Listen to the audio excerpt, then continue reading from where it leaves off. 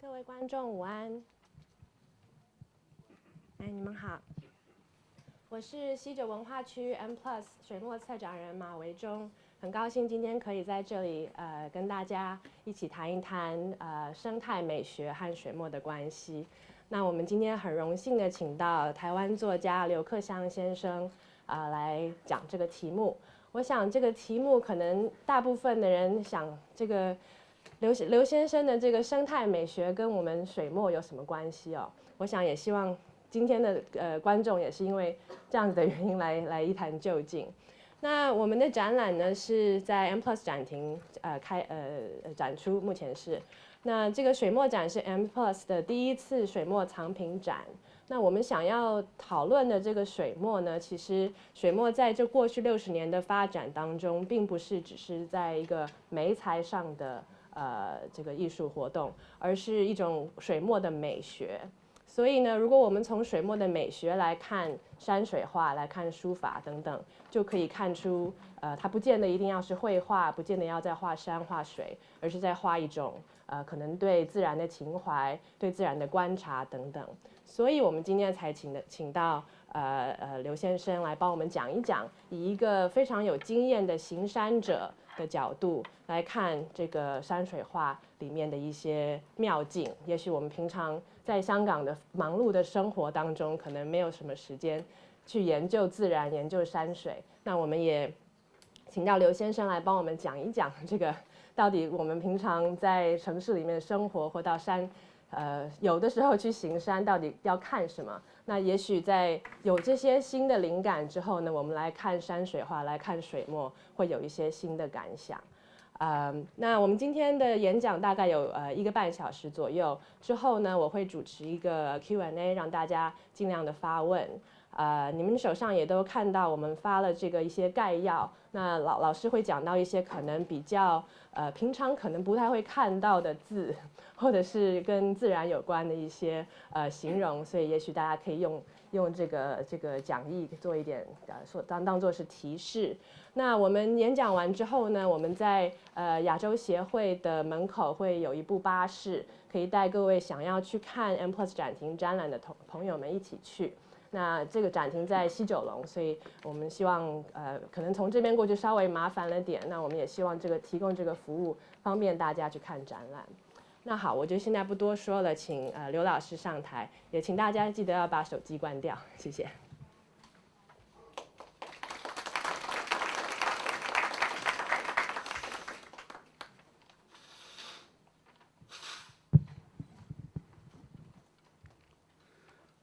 谢谢今天的策展人的引言，同时也要谢谢他在半年前，我们在台湾他丢出了这样的一个议题，邀请我来涉华，从一个在香港很喜欢行山的人，能不能对水墨画来做一个互动？那我今天在这里，短短的大概不到90分钟的时间。我希望试着从香港为中心地理位置的一个思考，让我穿越时空到600年前，到1600年前，甚至到4000、5600年前的一个情境里面，把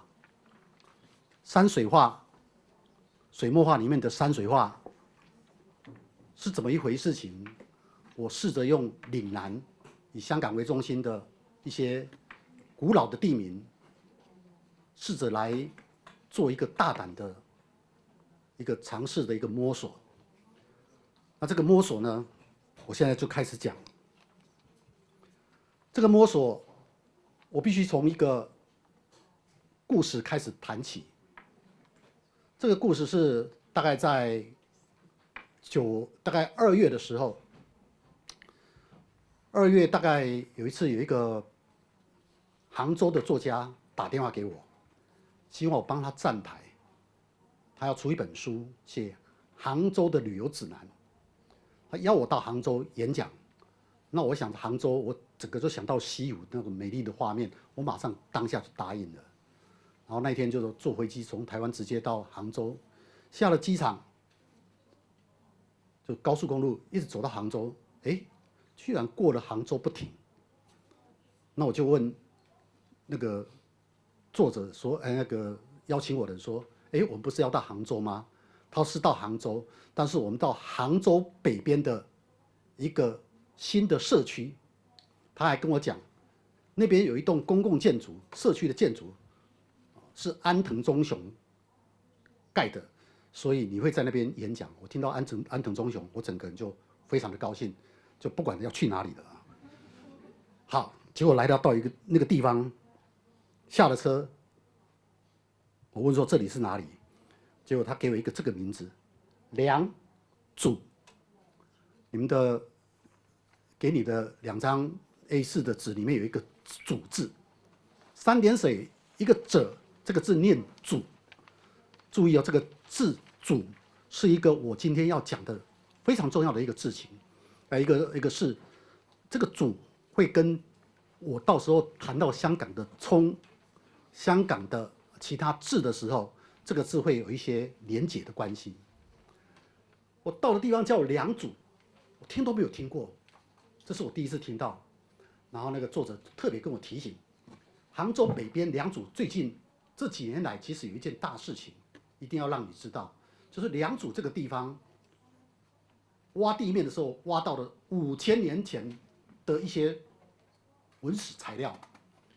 这告诉你说华夏文明不是从黄河开始，在当时的江南杭州这个地方就有一个良渚文化，这个文化发展的非常的前进，就是说你到它的博物馆，你就会看到很多的东西，很多的精致的文物，告诉你这个文明并不输给那个黄河北边的另一个文化。好，那天到了我就吓他，我把东西放到旅馆进去，他只给我1分钟的时间把东西放好，接着他就带我出去。你想想看，下了飞机坐高速公路大概1个半小时，到了旅馆，然后出来不到5分钟，我开始走了3个多小时的山，不是山路啊，原野的路。走到哪里呢？就走到这样的环境来，油菜花的、有水的环境。当时还没有想到这样的环境代表的是什么意思。但那个时候我就开始在问渚这个字。渚这个字呢，我后来有这样的一个解释，这个解释是查字典或者有根据我自己在那边走路的经验，我把它写出来。就是渚这个字啊，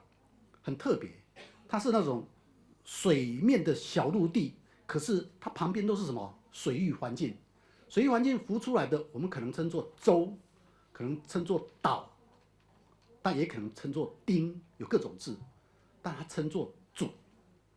这边最喜欢用的字是渚，然后渚特别的是什么？它是肥沃的土地，被丰盈的河水。怎么样的肥沃土地跟丰盈的河水呢？接下来3个小时，我几乎都是走在这样子的一个江南的渚的环境。我走进去不到5分钟，我只要踩到菜田旁边的田埂的小径，我的大概就是今天这一双特别把它带来啊，这双鞋登山鞋了哈，就是一般爬香港我一定穿这种鞋，踩下去不得了，我开始踩着是粘着那个土啊，非常粘性非常的强，所以我粘的到处都是粘那个烂泥巴，就每次一拔起来，下面就有1公斤重的烂泥巴跟着我。那这个走一走不到3分钟我就停下来，停下来为什么？因为没办法走路了，我只好就着岸边的水，开始拿一根树枝把那个泥巴把它抠下来再洗一洗，才能再往前走。可是，在抠的时候，我把那个泥巴就拿起来摸一下，那泥巴那个粘性啊非常强，非常强，可以做什么？你好像是小时候我们没有电动玩具，小时候很贫穷，所以我在台湾这种泥巴就变成我们去做人偶，做一些酒杯，做一些器具，我们就会用这种泥巴开始弄，然后粘一下就可以粘得很好。我就想说，哇，这个土，这个叫做粘土，是一种非常好的粘土。在杭州这个郊野居然有这种粘土，难怪这个渚的这就是主的环境吗？第一个想这个。那主如果是个肥沃的环境，它可能不需要太多的肥料，它就可以种非常多的，譬如像今天看到那个2月的季节，最多的是什么？就是这种油菜花。这个油菜花还不太像台湾的油菜花，这个油菜花非常的大，非常的高大，它是榨油用的。台湾的油菜花大概就是当肥料。另外，除了油菜花以外，还有一个东西叫做蚕豆。蚕豆那个时候开的是紫色的花，但有时候是白白的啊，这个就是蚕豆。那个是一路上走了3个小时的路，大部分都是油菜花跟蚕豆比较多，都是在肥沃的土地长出来的。这个土地叫做主。然后我一边洗的时候，我一边就想到，我刚刚在旅馆出来的时候，看到那个陈列舞里面有良渚文化的东西，是哪些东西？这就是用粘土做出来的陶瓮。他们有很多的陶瓮，不是黑色就是褐色的。这些陶瓮后来我查一下，基本上就是用煮的土做出来的。现有什么土地，他们就做出了什么样的瓮来。而这个瓮就是5000年前，当时很多的考古学者他们在挖土的时候挖出来的很多的这样的瓮。因为有很多东西非常器具非常的多样丰富，所以他们把它定名为良渚文化。良渚文化也不是只有这些东西，等一下还有一个东西，那才告诉我们说，良渚文化是一个非常精致的生活，非常丰裕多样富饶的一个区域。那我在洗那个我的鞋子的时候，我注意到这个土非常的不一样，而且我相信这样的土，如果这是良渚文化的土，那这一块应该非常非常大，可能整个杭州、苏州，甚至更大的整个江南，就是长江以南这个钱塘江这个周遭，可能跟良渚渚这个字有关系。可是这个字，我们过去并没有就是我们对这个字其实是比较陌生的。然后一边在洗的时候，我抬头的时候，我有远远看到了这一座石桥。那看到这座石桥的时候，那这个石桥后面就是他们的一个社区，杭州那边盖了很多这种所谓的公共社区，然后就把一个社区的博物馆请这个日本的大师来盖一个很好的图书馆，我就在那边演讲。那看到这个石桥的时候呢，我就走过去了，去看这个石桥。我看到这个石桥，我就吓了一跳。我在想什么？我在想说，这个我走了3个小时，没有遇到一块石头，都是那种所谓的黑色的粘土。那像这样子的一个花岗岩的石桥，这看起来一定是个400-500年以上的历史。那这个石桥的石头是从哪里来的？我相信它只有2个可能：杭州山不高，可能跟香港差不多，最多400-500公尺。后来我爬到山上去找看看有没有这样的石头，发现根本没有这样的石头。那没有这样的石头，这些石桥的花岗岩会从哪里来呢？后来左思右想，我觉得应该是靠着运河，从不同的地方运过来。好，我讲到这里，接着第2天我就去参观的良渚博物馆，去看看这个已经5000年，不同于北方的当时黄河那个地方的5000年的文化，在浙江这个地方的5000年文化，它的精致的代表的东西是什么呢？是这个东西，这个叫做钟，非常精致的钟。那各位可以看到这个画面，这个虽然在良渚博物馆有，可是你也看到它是被其他国家已经收购的。这是美国旧金山，就是在8国联军或者是在某一个年代的时候，在清朝末年的时候，可能有这些东西被美国或是欧美的这些人类学者或是考古学者把这些精致的东西偷偷挖走了，回到他们博物馆。这个可能性很高，但也有可能是其他原因。除了这个钟以外，还有这个东西叫做玉。那这些东西呢，又跟刚刚的石桥不太一样。刚刚的桥是花岗岩，这看起来是大理石或是跟钟啊，那个能够一个5000年前的文化能够做出钟或做出这个玉，一定是非常的不简单。那这是主那样的一个文明才能够做出这个东西。可是呢，再给各位看下一张，这个就好玩了。这一张的好玩在哪里？这一张好玩是它也有钟，也有玉，还有一些钵。那这些地方，这些它标示的，它下面标示的可不是主文化杭州那个地方的世界的，是哪里？有的是甘肃，有的是江西，或者河南，这些地方也有，同样也有钟，也有玉。那这代表是什么呢？这代表是整个在4、5千年前，假如这些东西都在不同的地方挖出来的时候，它表示这整个区域，整个大陆的，不管是黄河流域的或长江流域的，这样的钟跟玉形成的有不同区域会有不同区域的文化。那主文化是江苏、浙江这个地方一个代表性的。那我为什么特别把这个东西特别把它强调？因为我今天要谈的是山水画，我要谈水墨里面的山水画。那我们知道水墨如果你打开了百科全书或者一般的简单的介绍，水墨的发展应该是从唐、五代到北宋、南宋，北宋的南宋发展到极致，北宋到南宋山水画发展到极致。那水墨画基本上我们有一个简单的区分啊，简单的区分就是说，刚开始在唐朝的时候，可能是以人物为主；到了五代、北宋的时候，可能就是什么？可能就是山水，接着是花鸟。从人物、山水、花鸟这样的阶段的过程，是中国的水墨画的一个发展的一个过程，大概也分成这3大类。但是也有的后来的学者或水墨的研究者，他们认为不能只是简单的区分成3种，应该可以分得更细。怎么样分得更细呢？容我不在这里讲，因为这个太复杂了。我们今天主要是要讲山水画。那讲山水画的时候，我想就直接跳到北宋。那我在谈山水画的时候，我也想把它试着分更细，因为我今天要讲的山水画，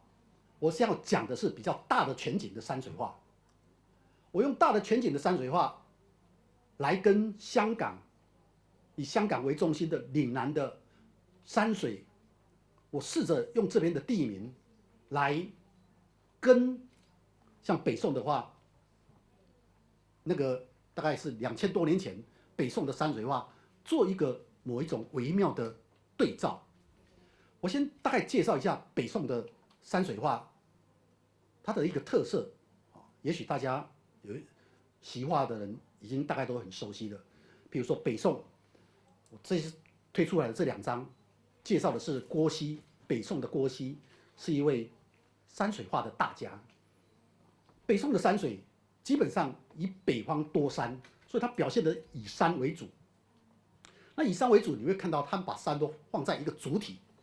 而且他们画开始的山水画都是立着、站着的、长的、直的，山为主体，然后这个山那个气势都非常的苍毅、坚实，然后高远、深远，这边都有写在这里，这是一看大概就知道，这是北宋的山水。可是到了南宋，南宋跟北宋不一样。北宋的年代，我们知道，你如果读历史，你就知道，它的北边有一个非常凶悍的国家，比北韩还凶悍的国家，叫金，金朝的金。那金把北宋的2个皇帝都掠走了，北宋后来这个朝代就消失，后来就变成了南宋。画者画的心境，画的虽然是山水，其实都反映了那个时代跟社会。我们来看一下南宋的山水。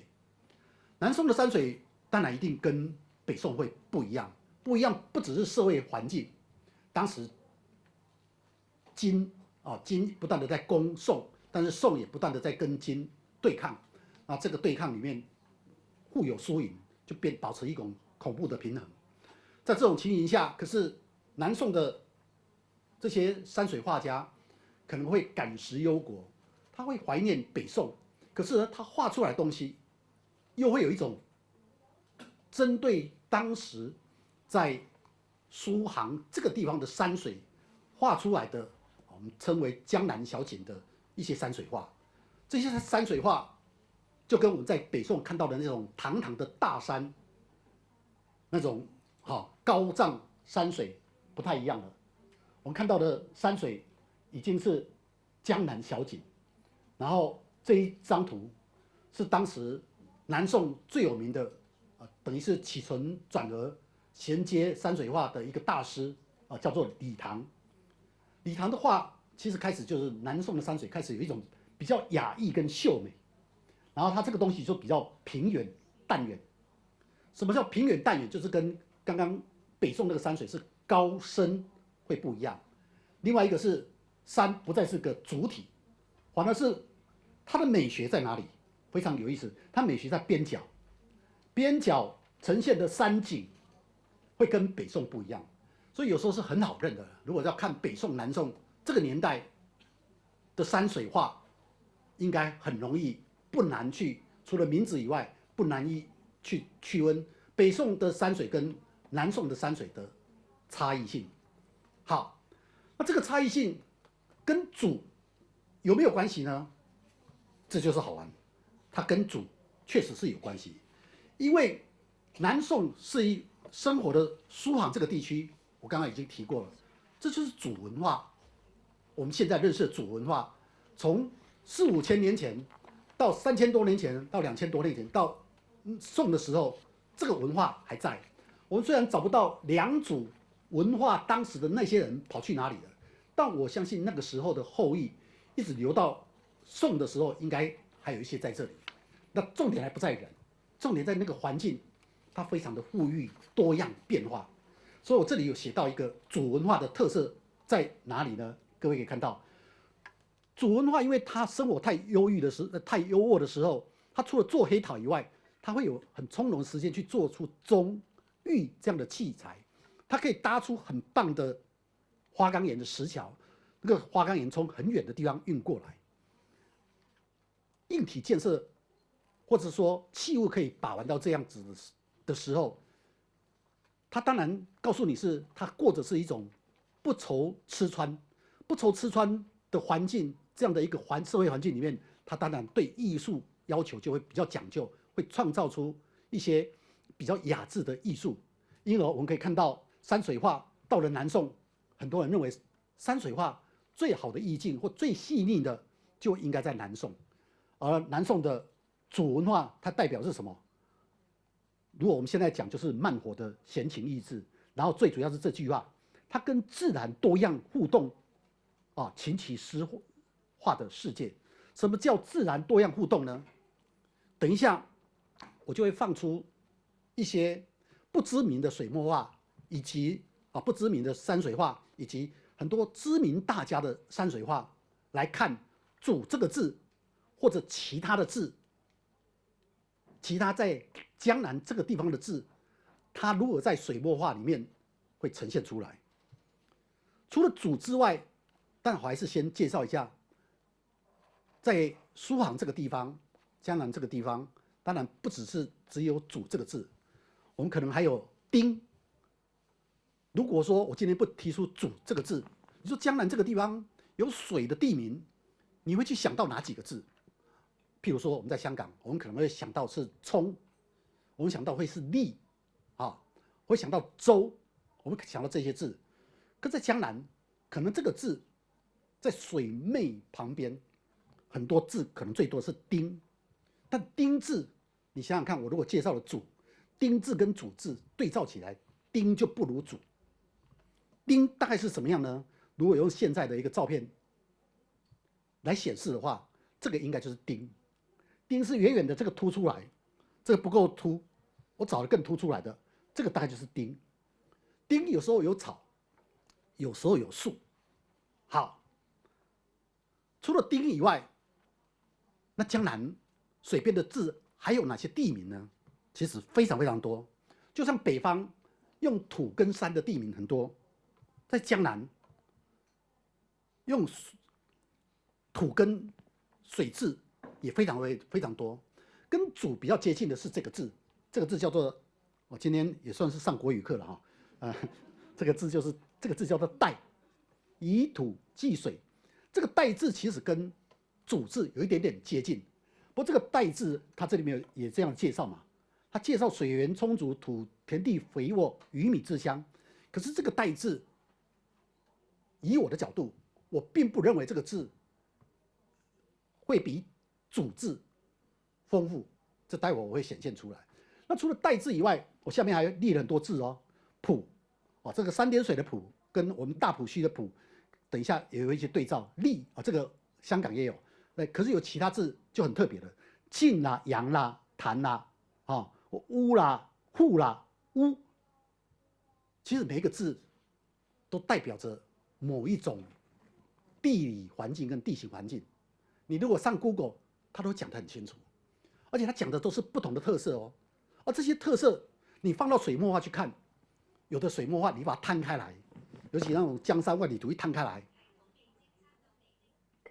清明上河图摊开来，哇，里面你每一个字放上去，你好像都可以讲出一个道理来。这个大家可以去试看看。好，那我就放这张给各位看，这是现在的我们去书行这个地方，大概都会做这种画坊，在他们的很安静的小小的运河，在这边搭这个去旅行。可在这个旅行里面，我也做过，我自己在想的就是这个主字怎么去看。譬如这些已经有千百年的这些，可能是花岗岩为主的这些不同时代堆出来的石头，算不算主的一部分呢？是，有的人把它当作始祖，有的人把它当作断主，它有很多很多的字。好，主字在山水画里面，或者在现在的每一个地方，其实都还存在着。我这里就列出一个我能够在字典里面找到的主字给各位看。各位现在看到这个主字，你看我念给大家听：舟主、渔主、石主、沙主、水主、林主、野主、湖主、洪主、舟主、川主，不是川普江主、湍主、贵主、兰主。我念了这么多，你会觉得哇，怎么这个主字这么多的形容？主字可以当做一个名词，它可以前后去跟所有的东西连结。那你说这个连结跟山水画有什么关系呢？有，因为如果把这些字你把它意思弄清楚以后，你就会，譬如说用主字去读山水画，你会读得非常非常快乐。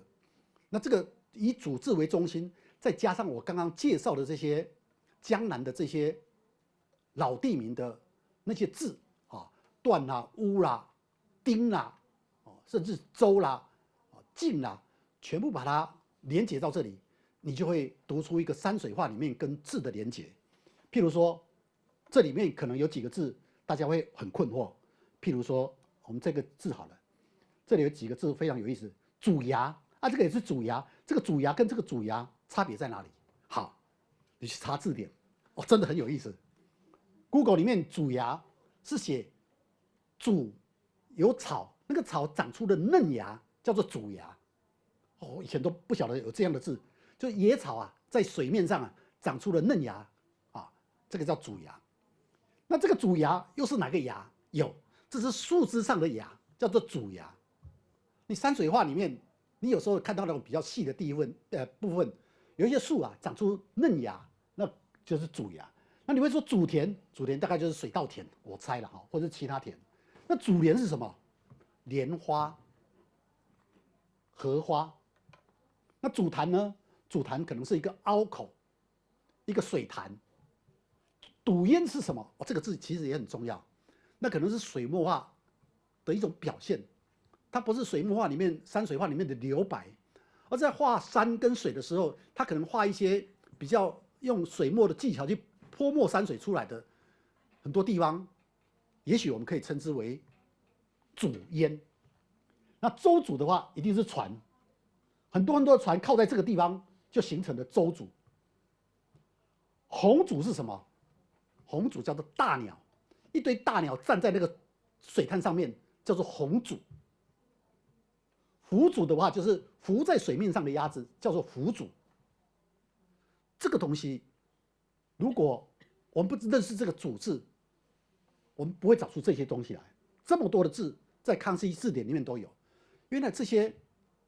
都是我们在读。假如说有一天我们现在读山水画，已经不是蒋勋那种谈美学的方式，而是我们自己懂得这个东西，自己去找，我们是不是有可能找出另一种乐趣或一种读山水画的一种可能性呢？我一直在想这个问题，一直到今天，我也还没办法把我这样子的一种想法说得更成熟。但是我今天试着把这个议题抛出来了。好，接下来就给各位看这一张，这是随便找出来的一张山水画。如果是等一下还会有比较名人的，那这张山水画你会看到什么？我下面就写的这些字，就有渚崖啊。当然这里面有这个崖写错了，应该是嫩芽，应该是草地的，可能是个莲花的。那这里也有渚莲、莲花、荷花。舟渚就是这个船停的地方，还有一个就是沙渚，沙渚就是沙洲跟那个渚的连结。我们再看下一张，下一张这张就非常好玩。这里面如果你要用渚字去连结，当然也可以别的不同的字啦、乌啦、段啦或者什么，我刚刚讲过。但用渚字，我们就可以写到临渚、渚淹、江渚。江渚是大江两岸开阔的那个叫江渚，河岸远的、深远的、平原或淡远的，这是江渚。那还有一个比较近的，这个有石头的地方可能是石渚，可能也有草渚，也有毛渚。什么叫毛渚？毛渚就是这个一根一根的，可能类似剪草。可能一个水墨画家、一个画者，他可能搞不清楚这种可以绑猪肉的、绑鱼的这种剪草，类似这样的草，他可能不知道是什么，可是他把它画出来了。可是我们今天可以用毛渚来形容，所以我们今天如果要去介绍山水画，你懂这些，你可以讲出很多以前过去的解说员比较不会去解说，而我们可以解说的比较精彩的。那我用渚字的时候，或者用其他的字来辅佐的时候，我看画的时候，我觉得这张画很精彩、很棒，就跟人家会不一样。比如我觉得很棒就是这样的画，它精彩跟很棒在哪里？各位可以看到，哇，这里你看浮渚，还有大鸟的鸿渚啊，还有什么这个渚、石渚啊，或平渚，就是渚就是它这个墙壁的渚，还有这个舟渚啊，还有这个桥渚，这个叫桥渚，它有各种的渚在这里出现。它就这个水墨画就非常非常的丰富，渚的字在这里元素意象就很多。那我们再看这一张，现在开始就是比较有名的画家，譬如说近代的民国初年的画家李可染，这江南的画家，他画的这一幅江南的水画。那这个江南山水画里面，这里面我在李可染先生的画里面，我就看到了这些有趣的字，桂渚或是柳，这是桂或柳。那比较好玩的是后面这些比较像芦苇的芦渚，这是我在李可染先生的画里面会看到这些东西。我看到这些柳渚、桂渚的时候，我就知道这个应该跟江南比较有接近的关系，绝对不是在北方的。这个当然除了它呈现的画面是江南的画面以外，还有是一些植物、动物的某些植物的元素会告诉我们这些东西。接着我们来看这个人，明朝的沈周，他的《西山行旅》，这是个《西山行旅图》，是一个非常有名的图。那个图是一个大概是横图，大概我不晓得大概有3-4公尺长吧，我不太清楚，忘记了。那你看看这个沈周这一个知名的明朝的山水画家，他画的里面，我就会想到这些东西：舟渚、石渚、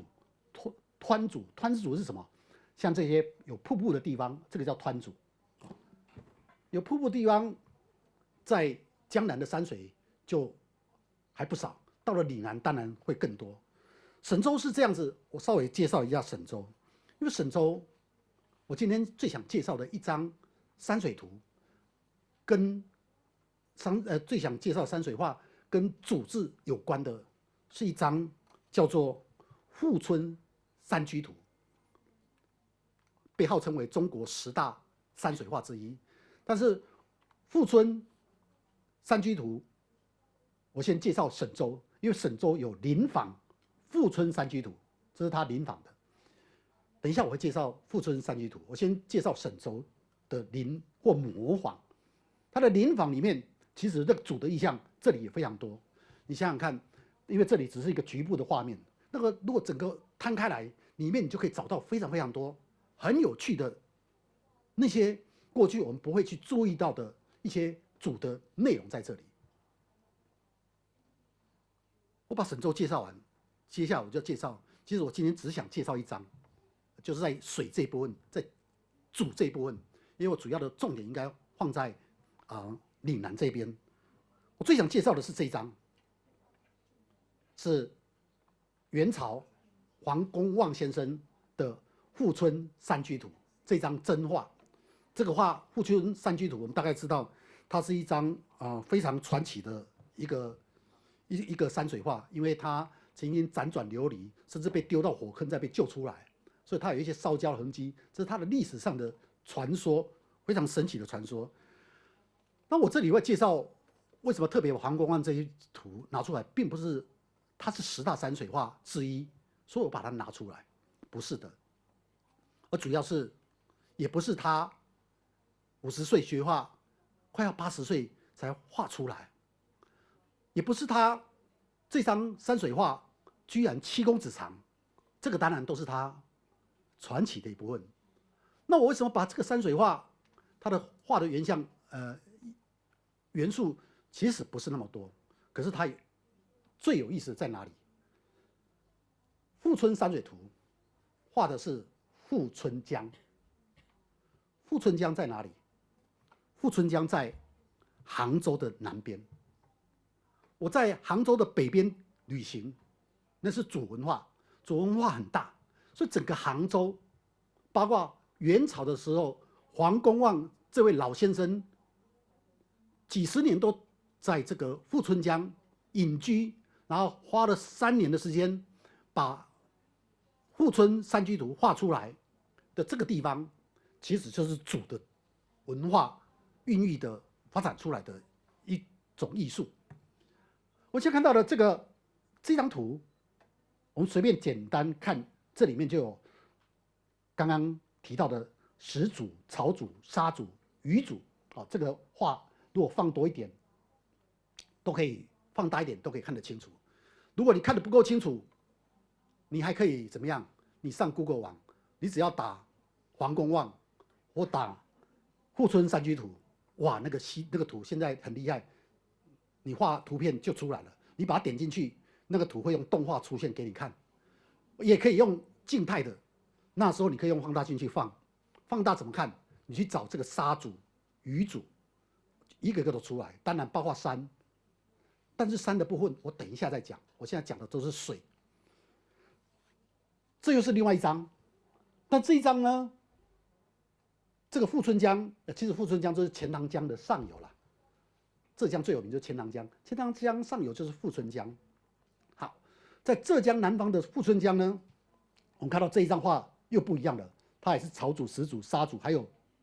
主户。这里还有一个这种叫做主户，就是可能可以停泊小渔港的。可是下面这一张最精彩，还是它的。精彩在哪里呢？这张各位可以看到，这张的边边角角，因为我切的不够好，这个地方什么有一些鸭子，水鸭在这里，有草组，这里还有一些什么，我们叫做浮组。你就知道山水画里面，如果黄公望这个7公尺长的这个卷轴的山水画，你把它看完了，没有这一群鸭子在这里，这幅画会失色不少。有了这些鸭子，就觉得这个画有一种奇怪，有一种人气，因为里面有一些人，人不多，因为要谈大隐小隐隐逸的生活，人就是不能多，不能像清明上河图一次几千人，他就画了6、7个人，有的走桥，有的去耕田，有人在抓鱼。可是如果只有人，如果是万径人踪灭，千山鸟飞绝，那也不太好。结果他唯一画的就是那6、7只鸭子就在这里，哇！有了这6、7只鸭子，整个的富春山居图就很有味道了。可是这几只鸭子就是我刚刚提到的辅主，这是一个非常有意思的地方。但是富春山居图，我用主去读它，去放大去看它，我有看到一个我现在还是问号的一个画面。那个画面我不知道我未来能不能解决，或者我还要再坐一次飞机到富春江，特别去看一下到底有没有这个画面。什么样的画面呢？如果这个画面是在香港，我一点都不迟疑；可是，在浙江，我就会很困惑。是这张，你会觉得这张有什么？这张画面最让我迟疑的是这个地方。这个桥主这个不错，这个泥滩，这个泥主这里。这些各位有没有觉得很好玩？树林居然在沙洲上，或者在浅滩上。树林在沙洲浅滩，这个在浙江或者在北方，或者福建以北，应该都很少很少了。这样的画面，如果在广东沿岸，可能比较合理。为什么？因为这些你会想到的是，比如在香港，你会想到红树林，河口的红树林，大概就会有这样的画面。可是浙江以北，我们知道红树林最多在台湾或者琉球的南部，还有浙江以北，我的印象里面基本上不会有红树林，何况是在富春江这个比较内陆的地方。所以我对这种浅滩上面的树林充满了困惑。当然这是后话，就不多说。因为这些红树林，好，我就要回到今天的重心了。我讲了那么多的主的文化，突然间觉得有一点点不太好意思，因为照理讲，我应该快点进入岭南的文化来跟大家做讨论。好，我们就看到了岭南，岭南有什么样的美学呢？我举了3个字，3点水的3个字。岭南有哪些字呢？教，大埔教的教，立，冲。教这个字，我这里有写，河道的分叉啊，这个珠江三角洲这种教字特别的多，立也很多，光是沙田那边就很多立，小河流就浅的湖流，等一下会有画面，但重点在这个字，我一直觉得这个字，有些渔村河口跟大海交汇的渔村会有特别多的冲字，也有人说是咸淡水，光这个冲字大概可以写个1000字的论述。那我一直觉得，如果将来有主文化的话，在岭南，尤其在香港，应该有一个字叫做冲文化。那冲文化，如果岭南的山水里面有冲文化的话，应该会非常有意思。那这个是教的环境，但这个地方拍的不太好，应该是2条溪流，森林里面溪流交汇，比较像教。那这是立，立是一个比较河口水滩。河的旁边水冲上来，那可能会停一些小舟，然后水满的时候，小舟就划出去，这是立的环境。但我最喜欢的是冲，冲就多样，冲基本上也是浅滩，可是冲我刚刚讲过，冲旁边通常会有一个渔村，冲的环境可能是河口的浅滩跟大海交汇的地方，但它也会发展出沼泽。有沼泽的时候，沼泽的形态就不一样。有这种芦苇的，但也有刚刚提到的红树林，这是在珠江这个地方，尤其在香港这个地方，一定有这种红树林，就河口的森林啊。但最迷人的是，应该是基围的环境，这个就是香港以前过去的环境里面，这种基围的环境特别多，一直到目前我们都还可以看到，基围就是用来捕鱼的，潮水进来的时候把它拦住了。把水排出去的时候，鱼留下来，弄个栅栏把它留下来。这种基围的捕鱼方法是在我们在珠江这个地方看到特别多，而这些都跟冲字有密切的关系。有基围的环境，我们就会有围村啊，这种香港特别的围村。好，那这个葱带出来的围村，事实上我以前在我写3/4的香港这本书里面，在序里面我特别强调，香港有一种香港的农村的过去农村100年来的美学，叫做风水林。这种风水林其实是可以给台湾作为一个参考。这个从冲刺带出来的美学啊，我曾经有这样的几个字啊，这几个字我今天再稍微提出来，就是冲生剪草，也可能是红树林，前长大榕，然后中间呢，再往前的村子陆地呢，就会加拌黄皮，就是你的村子的房子前面，你可能种一棵黄皮树，你在7、8月可以吃到黄皮的果实，还有旁卫龙眼，黄皮跟龙眼是我们的村子里面最多的，然后我们的村子可能在前后会有很大的一棵玉兰花，就是白兰树，然后后面的风水林是这个围村的后面，可能有一个100年的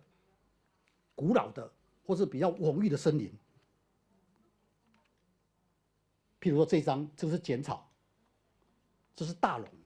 榕树，冲生剪草啊，前有大榕树，然后过来就是加深什么黄皮龙眼啊，这是龙眼树，这种树皮一看就非常的有一种亲切感。然后白兰，每一个村子前面都有白兰。有的人以前我听过一个香港的老先生说，他每次离开村子回来的时候，都会站在村子门口闻一下，尤其在夏天跟秋天的时候，因为都有白兰花的味道啊，这是表示说要离开家或到家了。或者是沉香，哦，香港的最具有代表性的植物，这个可能在你的风水林的后面。不过这个都是葱带出来的美学。我们现在回过头来谈，那水边可以代表的，除了刚刚叫，刚刚看到栗，也看到葱，但不止这些字哦，还有很好玩的，像朗字，元朗、朗元，元朗的朗，我一直怀疑，但我查不到。元朗的朗不应该是这个字，而应该过去应该是这个古字。啊，朗代表的是光明，光明的土地就是朗，开阔的土地，光明明亮的土地就是朗。朗元朗就是，而元朗更是整个珠江三角洲少数的这样子一种朗的地形里面最大的一块。我一直在讲说，除了葱文化以外，有一个或许是朗文化，另外一个是铺。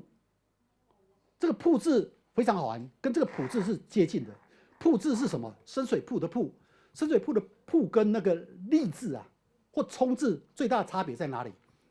铺字是一个深水的地方，就是海水靠近陆地都是深水，不是浅滩，所以叫做铺。铺基本上是环拢的地方。但不管怎样，这些字都是水边的香港的土字啊，比较有关系的。好。那台湾也有，但台湾因为这里有些我就不讲。台湾还有这几个字，我也想去查一下。但是到底是葱文化呢，朗文化，这个以后再来好好诉说。我先给各位看一下，这种朗元朗过去的环境，我们现在可以找到的是比较靠近深圳那一部分的朗元啊。朗元这是朗元的水稻田，我们去那边朗元可能这些环境旁边就是深圳的。这样的一个环境，它的保留，朗园基本上是湿地旁边稍微突出来的一块农业的用地，叫做朗，这是我对这个字的一个定义。哦，这个也是朗的环境，它会有湿地，然后就会种一些跟湿地相关的物产。我现在把水介绍完了，可是呢，我现在想介绍的是山这个字。刚刚山水画里面我介绍完的水，也把水墨画里面、山水画里面比较跟水有关的字、古老字，试着跟山水画来做对照呼应。接下来我要用山来谈山水画。要谈它的时候，我这里有整理出一个，我说山不能从水的角度去看它，它跟水会有另一种情境出来。但我先介绍我对山更早的时候，我有这样的一个论述，因为山通常都会有这几个字啊，不是西山、北山、东山、南山，这是我们最常看到的。南山这个深圳也有个地方叫南山，深圳不会把一个很大的地方化作西山、北山，因为这个名字都不太好听啊。譬如西山，我们大概想到的就是什么啊？就是你如果一个公寓卖大楼，你会写南山还是写西山？应该都会写南山。Google 里面你上网查，字最多的南山大概有500万笔。第二个比较多，这4个山了哈。第二个字比较多的很有意思哦，居然是西山，400多万笔。东山是300万，北山只有200多万，你就知道南山多迷人。所以孟东篱写啊，采菊东篱下，悠然见南山。如果是悠然见西山，那就完了。所以南山很重要，而且我们刚刚那500多万笔里面，其实南山这2个字都是比较讲好的事，西山那个可能是有一些不同的字的出来，但基本上我们写诗，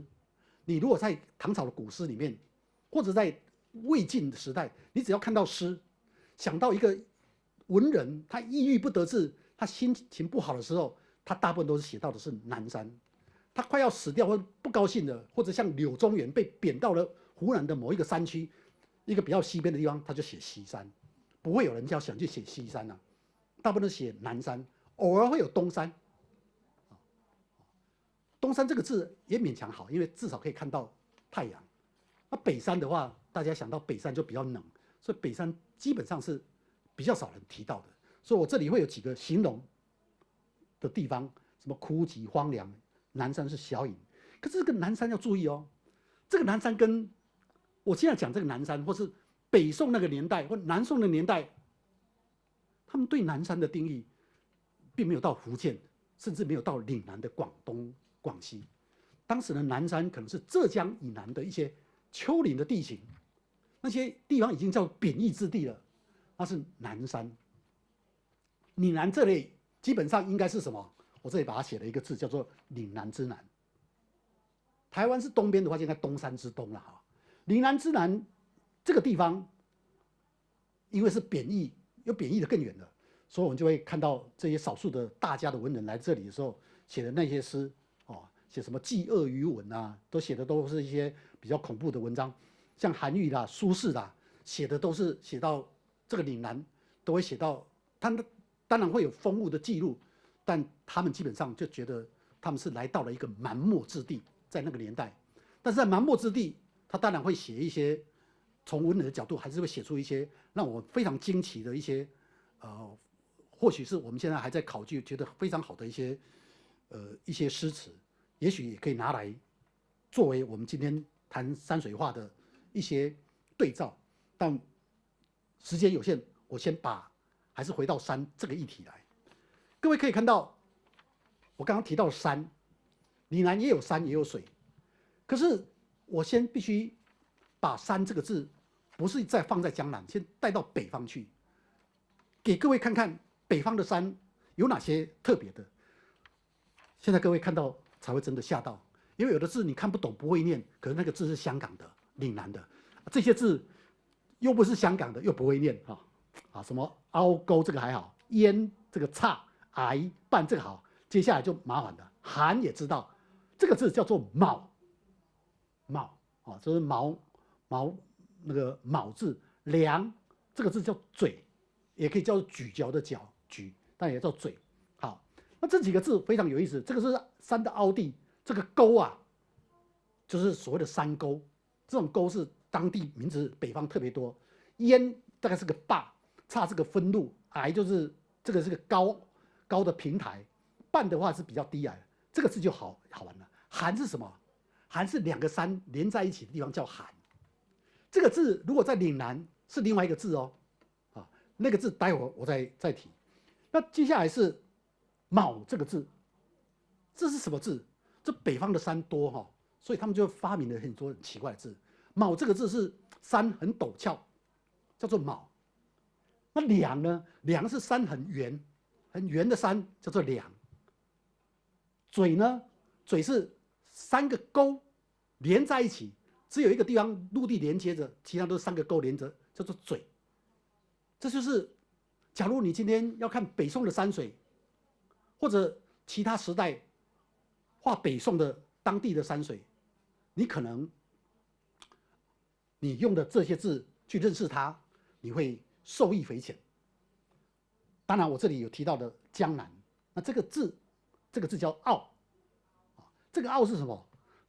山里面最深处的一个地方平地是一个村子，这个叫坳。这个在岭南还没有，在江南会有这个字眼。那其他的堡、屋、墩、坑岭或者坦或段，这个我待会再说，又或者说要看时间。我们先来介绍那岭南的山，我待会介绍。我先把北方的山再弄给大家看。各位现在看到的，这是北方的山。我刚刚讲，北方的山单调，比较没有物种多样性。刚刚引言人有提到，我是比较是学生态的，所以我在看山水画的时候，我会用物种多样性去看山水画。北宋的山水的画，所以那个时候比较不会注意到，说在画图、在构图山水构图的时候，他那时候还没有想到树要怎么画，或树有什么差异性。所以那个时候的树，还有包括整个地理环境，它自然而然画的树就是同一种树比较多。你到了山水，要到了南宋，那个树的变化就多很多了。照理讲，到了岭南的山水应该更多，确实有没有更多呢？这待会我们也可以提到，这是一个让大家更思考的说，山水画照理讲到了岭南的山水画应该要更多的多样的物种，而不是像北宋这样的一个比较北方的一种单调。那这种单调里面，就山水画里面，我们再回想看看，确实是不是有一些苍茫啊、肃杀跟坚实的感觉，就是北宋的山水画的背景大概是这样子。那北宋的环境里面，山水画里面，你也会看到这样子，村子树林不多，这样的树林不多的时候，他当然非常希望有风水林，或北边会有森林在保护它。然后北方的这种风水林跟南方的风水林差别就很大，南方是树很会长，所以我的周遭一个房子村落旁边都是树林，南方是几乎都没有树，只有一点点而已。可是北方南方在耕作上都有烧田的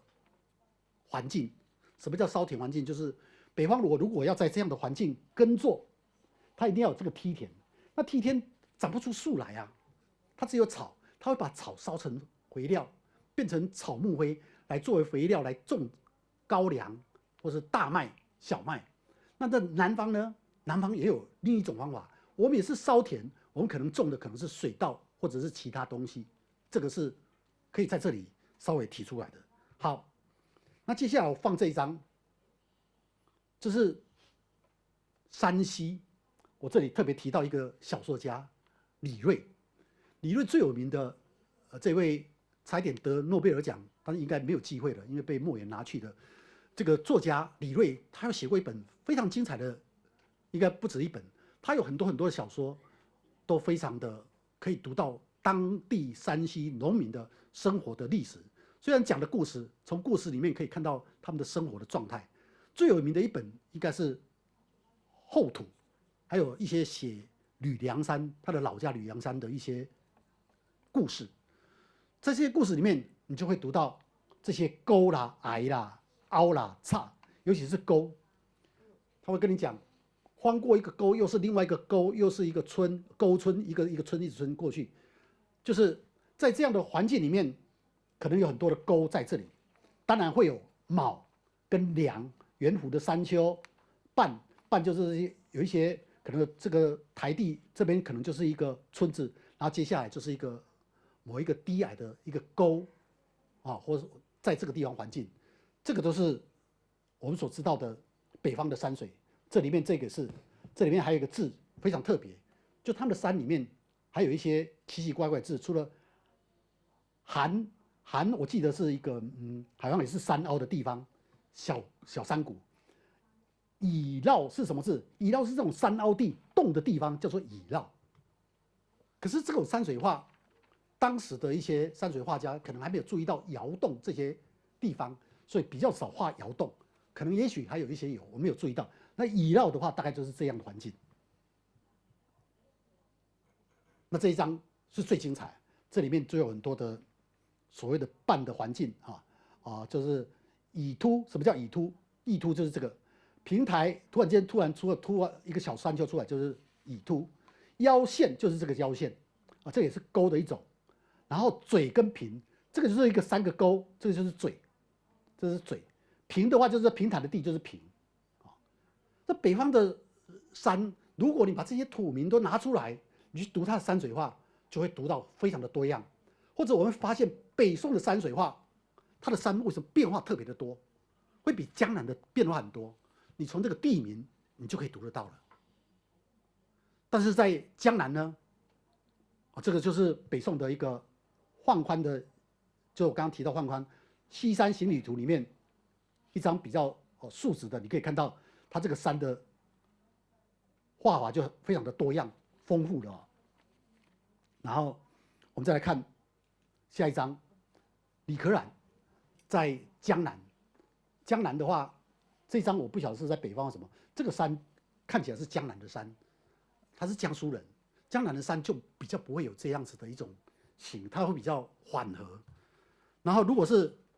但有一个地方我特别把它举出来，是张大千的话，张大千画的这个峨眉四川，峨眉的四川那边的山又比较高耸，你就会看到他画的山就不自觉就会峨眉的山就会比较像北方的山。然后我们来看江南的环境，在这里我在浙江的这些浅山环境，我为了找钟跟玉，找那些花岗岩，我就爬到山顶上。可是我看到大部分都是这种凹，各位可以看到这里有一个字非常特别，这个是简体字，常常看到这个地名，这一个天在一个山，这个字跟这个凹字完全一样，只是简体字而已。然后我们看到了岭这个字，很多地方都有岭，这个就不多说。户这个大概也还好这个宝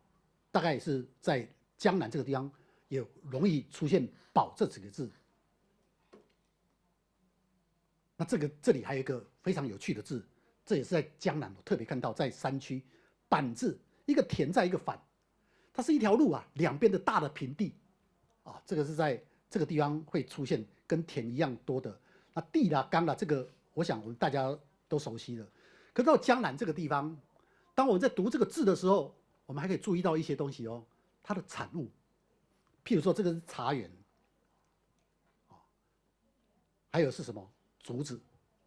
江南这个地方，你也许可以称为竹文化，可是还有一个字非常好玩，就是竹子，竹的文化。或是我们不要想竹，有一个古字叫幌，独居幽篁，幽篁就是竹子，深幽的竹林里面，幌字是竹林的意思一个竹在一个皇帝的皇，幌的文化其实可能跟竹可以做一个对照，但我一时之间还找不到这么多的山水画是跟竹子有关。但是张大千画的这个江南的画里面就非常有意思了。张大千画的这个画里面，他就会画这些竹子，一堆一堆的竹子。这些竹子的话，基本上就是所谓的幌竹或者竹组，当然也有倒，也有草竹、折竹。这个近代的张大千，他画的这个江南的山水画，其实我们也可以从这个角度去阅读它。好，我北方的山介绍完了，接下来我要介绍的是岭南的山。刚刚介绍过，岭南的水是冲、叫、砾，还有朗、瀑这些字。可是岭南的山非常有意思，我们的山水是这样，那我们的山呢？这里面有几个字都非常好玩。这个字叫做蛇，两个字，这是简体字，这个是比较就繁体字。车我们这边广东话叫车，婆罗车，大车地。可是这个字如果在字典翻，这个车字跟这个字念的一样是奢，但是为了让大家知道我念的是哪一个字，所以我把它念车，这是奢，这是侧，洞也很好玩。这个字不是土跟桶而已，还有一个是山跟桶，还有一个是三点水的洞。这是哪里呢？这个字其实在香港的山区很多，最有名的大概就是沙螺洞。沙螺洞你上去，里面有一个村子，那是一个水村，就旁边有很多溪流流过去的村子。然后他会跟你讲，我们的祖先是唐朝的时候张九龄的后裔跑来这里躲在这个地方，躲在那个地方叫洞。你本来以为是躲在洞，不是，这个洞或这个土的洞桶或这个洞，基本上是一个小山谷，叫做洞。这个是在岭南叫洞，跟那个窑洞的洞不一样，这只是一个小山谷的地方，有水，而且是个很丰富的地方。那车跟奢是什么呢？待会再讲。凹坑藏这个都有比如说我们常去爬的地方，藏上这个字在香港也很多这里面就有几个字好玩了。纳夫，这个纳待会我会介绍，这个字是岭南，但不是香港这边的，是广西那边的，那边会有很多的钠字，一直到中南半岛都是这个字，什么密支那、西双版纳，那个都是比较大的地方，一个很小的。那代表是什么意思？那代表的是其实跟奢跟侧都有点关系。那代表是什么？梯田，有水的梯田。你如果去过广西就知道，广西的梯田那真的是非常非常漂亮，那个几百层地下来，下到山谷都是梯田。那一望无垠的梯田，那个叫做那。可是那这个字，它会有很多的形容，有前面一个字形容它，也有后面那个字形容它。譬如那人，那人就是那个梯田旁边，人旁边有那个梯田，水梯田，所以叫那人。但通常不会叫这种名字应该叫那村。村子旁边有水梯田，所以叫那村。如果那山就是山的旁边有这个水梯田，那狗就是狗旁边有水梯田的但不是，当然应该不会有人叫那狗，因为狗不会站在那里，就不会，它应该会跑来跑去，或者是开个玩笑。好，可是这个夫字，这个好玩的，什么叫夫？夫是小山谷的一个平地，这是广西那边的小山谷的平地会叫夫。有时候我们搞不清楚，怎么会突然出现一个怪怪的字，小山谷的平地，我们把它翻作中文繁体字夫，这个在珠江这边我们就不会有，我们会用另外的字，那哪个字呢？我现在还没有找到，但是反正这个字就不是夫是什么？应该是山坡边的田地啦，应该是夫啦。主要是冲这个字，冲应该是2点水，不是3点水。冲这个字是在广西那边是山谷的小平地是冲字，夫是应该是水边的一个斜坡地的田。好，刃的话就是香港的字了，大刀刃，我们最有名的一个山刃，爬到山顶会有觉得那个山石头像个刀子一样，所以叫刃。那墩啊、立啊、断啊这些字也都有解释，我就不多说。这里这几个字其实都是在告诉各位每一个字到了岭南，或者到广西岭南这个广西边或者东边的珠江三角洲这里，他们都有不同的字去解释他们的地理环境，而这些是跟江南或者跟北方的山是不同的。那台湾的山就不多说了，因为时间有限。那我来看香港八仙岭，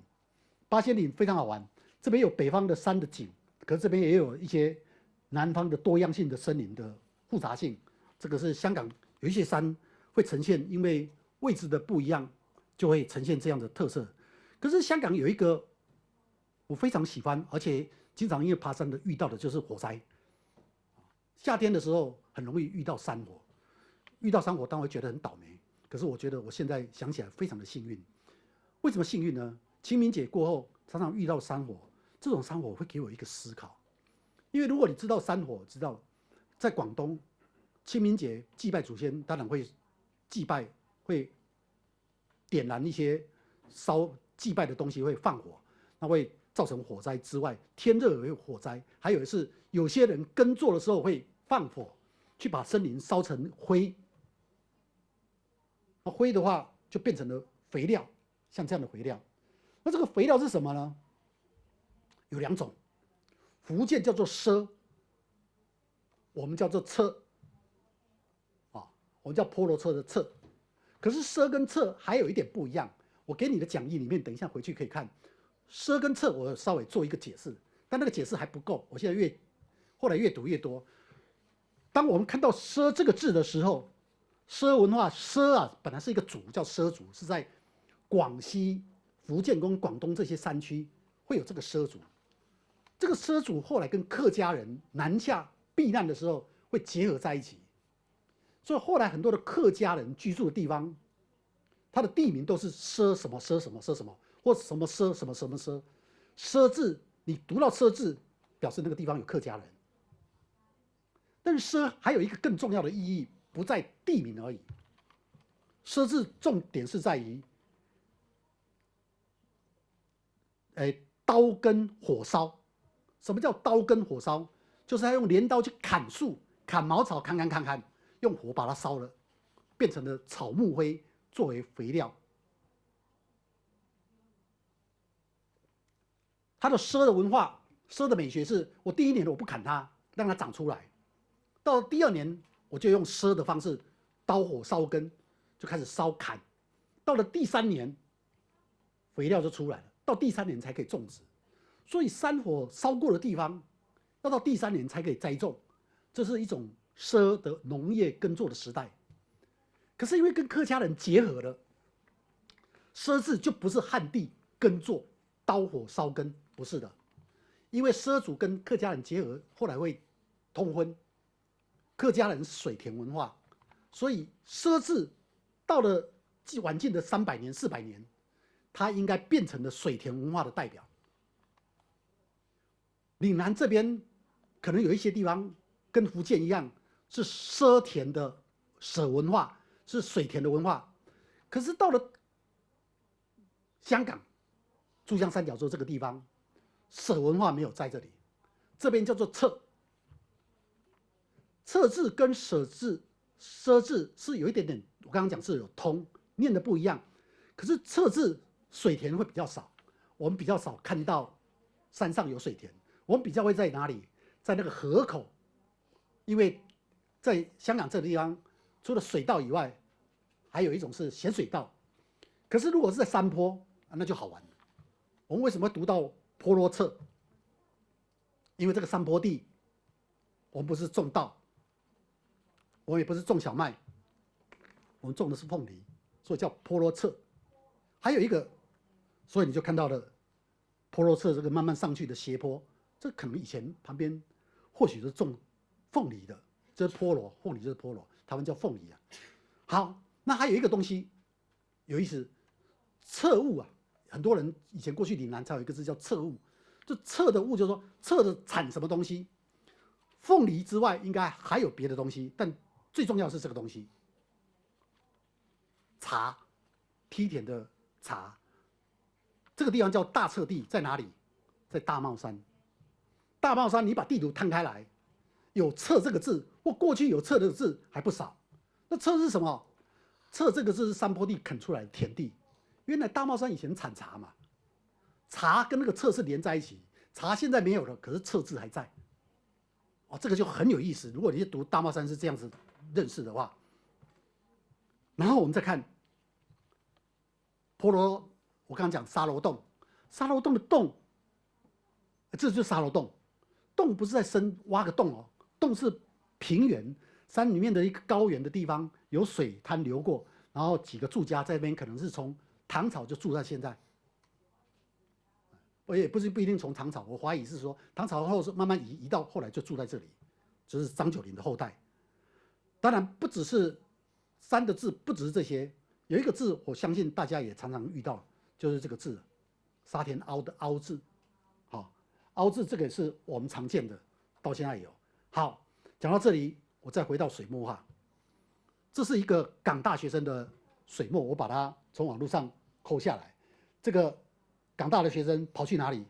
他可能跑去了广西那边，他画了水梯田的环境。哇，这都是水梯田，一个一个这水梯田一直下来，就我刚刚讲不得了，都是水梯田。啊，这样一水梯田下来，这个广西那边就是用什么字？它不是奢，不是侧，它是纳字。我刚刚讲纳村、纳坡，纳坡就是山坡旁边的水滴田啊，那是纳果纳生，开玩笑。这是一个什么？广西那边就是纳文化，香港这边是侧文化，福建是奢文化。我试着用这样子去对照着江南跟江北的山。我们的山是车文化，可是我们的水边可能是冲文化，也许是朗文化。我是这样的阅读的。那这个字很好玩，这个李可染的这个地方，我们也许亮一点的话，可以看到这个地方叫纳坡。最后，我们来用一张岭南的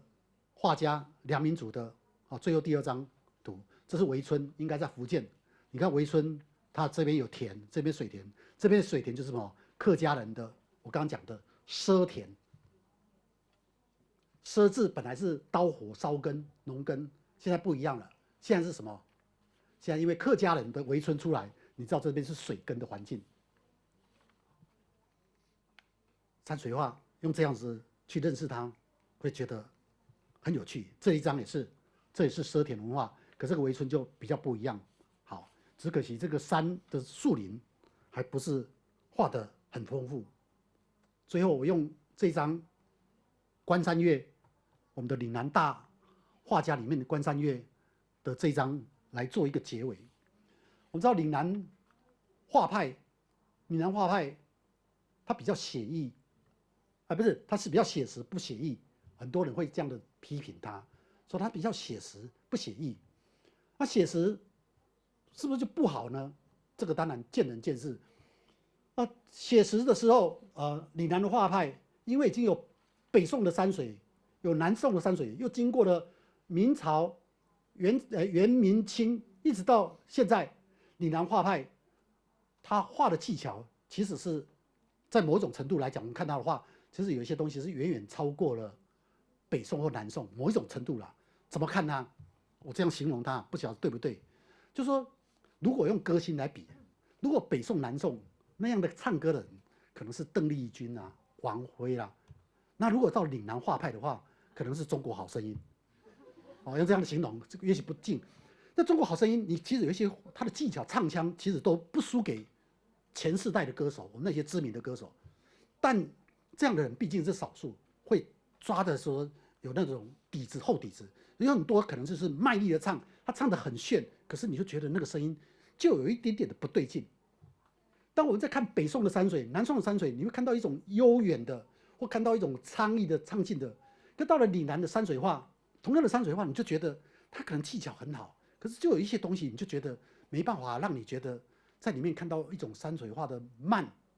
一种舒服的感觉，好像就比较困难，或者说比较会相对于过去来讲比较不多，但不多里面还是有。但我今天我提出的是用字来试验看看。我们在山水画发展到这个年代里面，我也知道有一些语不惊人死不休的评论者也提出了一些观点，就是山水画已死，或者已走到了一个瓶颈。他可能是观察了整个山水画从过去的历史一直到晚近的历史，会有人提出这个看法。但这个看法是比较，我个人认为是比较消极的，或者说山水画从以前的创造出来，到批评者所谓的崩解，其实现在又是一个重塑的时代，重新重塑的时代。所以我们今天会看到 N 家，他有一些现在的画派家用山水这个意境或这个字意或这个精神或其他水墨画精神去创造新的可能性。这是山水画发展到现在的第3个阶段，就是重构。从创造崩解到重构，现在应该是在第3个阶段。那在这个第3个阶段的时候，这个第3个阶段里面，除了现在的一些画家的一种创造创新的实验，还有一种是我作为一个自然生态的写作者，常常在香港的山水走来走去，包括也在大陆的一些江南有一些山区走来走去的时候，我今天有个机会，从这个现在的环境里面走到黄公万那个富春山水图那个600年前的图里面，用香港的古字、江南的古字去看他，或者乃至于看100年前，或是70、80年前关山月先生他画的这一张江南的山水图，我当然用那些字来放进去的时候，就会感觉到很多有一些很微妙的悸动。那我这样的微妙的悸动还在酝酿中，还在发展中。也许有一天，我还半开玩笑跟今天策展人讲，我也许搞不好有一天，我会用江南或是香港的古老的旧地字那个旧的名词去写出一本书来，因为我对这个已经越来越有兴趣，我已经陷进去了，回到那个600年前已经回不来了。我希望这种回不来的感觉，陷进去的感觉，也能够给大家带来一种新的山水画的一个情境跟世界。我就讲到这里，谢谢。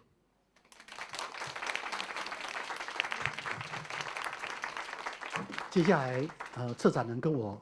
会在这边让大家跟大家 Q&A， 那我会坐到那边去，好，我们2个都会坐那里。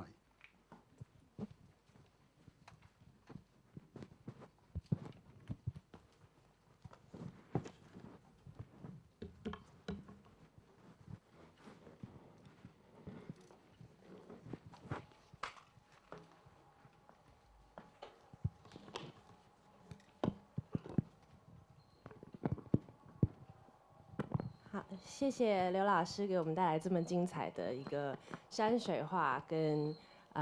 生态、地理还有人文环境的一个介绍，而且感觉上老师刚刚说自己好像回不来了，我觉得我们好像也跟着他去了大江南北绕了一圈哦。我想，我先问几个比较简单的问题。其实我对于您对这个题材的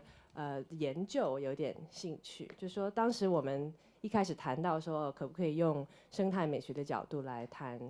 山水画、谈水墨。所以您在做研究的时候，您是先是把画拿出来看，去找里面的这些主啊，好多字，主啊、冲啊、涌啊这些，还是说您本来就对这些文字和这些各式各样的跟依水而办或依山而办的文化，从那样子角度来再去剖析这些绘画的？应该是一种混合的一种心情啊，应该是一种旅游开始的。一开始的时候，就像我刚开始演讲到说，我是不小心因为一场演讲到了杭州北边的一个社区里面，踩到烂泥巴，然后注意到有一个这个字主这个字跟我的这个鞋子里面沾的那个烂泥巴，原来它就是主，从那里开始发想。可是这只是一个想而已，并没有跟山水画连结。是后来跟策展人有一次他提到说，那个山水画是不是有可能就这个题目，你有一些你的想象跟看法？我就不小心就提到了我曾经有这样的旅行经验，然后同时呢，我又对以前在香港行山的时候，对很多字我倒还不是很清楚，譬如冲字啊、测字啊，或者是动啦，或者是朗园的朗字，这些字其实我虽然有一些好奇，可是我又不知道这些字还可以跟什么地方连结，跟什么意义连结。是因为这样子，那你跟我提到的山水画，我就回去开始看山水画。可是刚开始看山水画，不是在看山水画，因为我觉得我必须把山水画的历史要把它读熟。虽然以前已经读了，但读的都是蒋勋的，我不想受蒋勋影响，所以我这半年来我读了很多的山水画的书，一直看。那看了以后，我就对整个历史比较了解，然后接着我就在想说，我要谈岭南的山水，我要谈香港，我要跟哪一个山水谈比较能够对话？要对话当然是要跟山水画里面这就是发展最